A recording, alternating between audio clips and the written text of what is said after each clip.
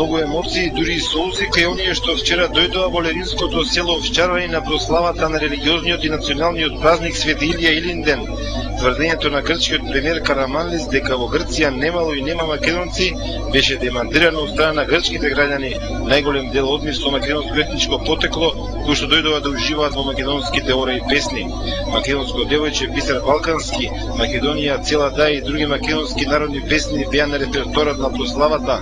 Колку е силно македонското чувство во Овчарани, во Ленинско и во сите места во Грција каде што живеат македонци, можеше да се види по начинот на кој што течеше забавата во Овчарани. Додека на изведбата на грчките културно-етнички друштва речиси никој не играше, атмосферата се загреа кога се слуша на македонскиот мелос. Не е лесно да се види македонец во Грција, но ние немаме избор. Мора да бидеме тоа што сме, велат македонците од Солун, од Серес и од другите места во Грција кои дојдоа на Свети Илија во Овчарани. По цел свет сите така велат. Грција се напална целно, не може да македонца нема. Има македонци.